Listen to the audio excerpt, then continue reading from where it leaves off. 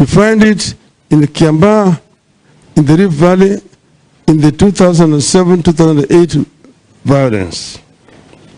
You find it in the Adrian Muteshi's land in the North Rift in the same period. Violence, mayhem, invasion of farms, touching of homes, and burning of houses of worship are synonymous with Mr. Ruto. Yesterday, this Ruto-regarded operation resurfaced in Northlands, in Kisumu, Kibra, Mathare, and industrial area, among other places. This attack of journalists, local and foreign, has been a signature Ruto of operation all its entire life in politics. Those who were there then will recall how in 1995, party goons and police beat up the late Dr. Richard Leakey and journalists, including Louis Tambridge of the Daily Telegraph, whose crime was to ask policemen why they were doing nothing when Dr. Leakey was being attacked. Let's make no mistake. Nobody must pretend to be safe. Anyone with any property in any part of the country has every reason to fear.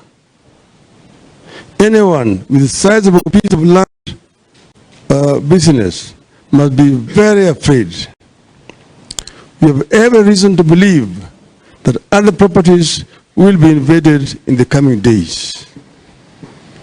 William Ruto himself owned vast tracts of land across the country, from Narok, Kajiado, Nairobi, and the coast. Much of that land was illegally acquired. Does his order for invasion of other people's lands amount for the invasion of his own? Time will tell. As we warned during the campaigns, Ruto has brought the class war here. He's keen to have a religious war here. This is how it starts. Once it starts, there's no end until citizens turn on one another. All along, we saw it coming.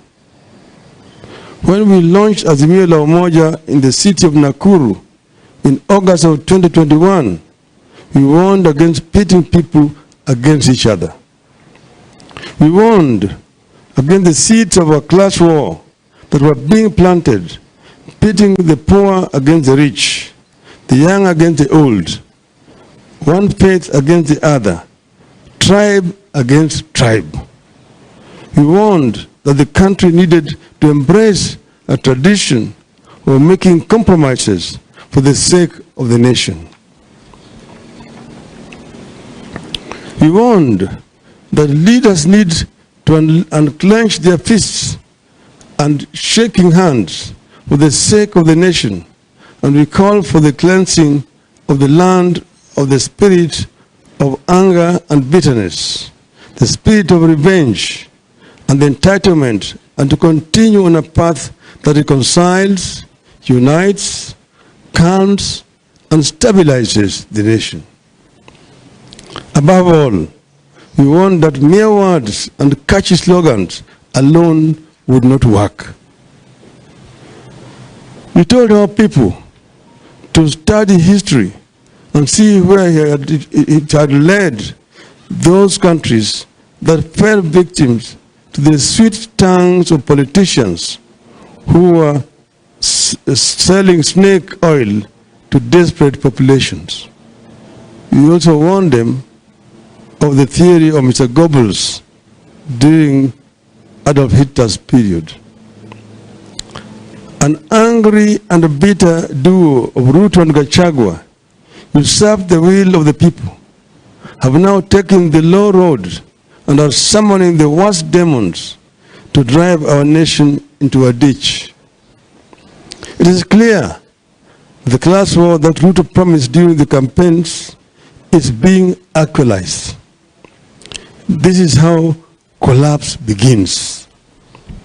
It is unfortunate that Ruto is so scared of losing legitimate power that he will damage the environment and the economy just to stay in office.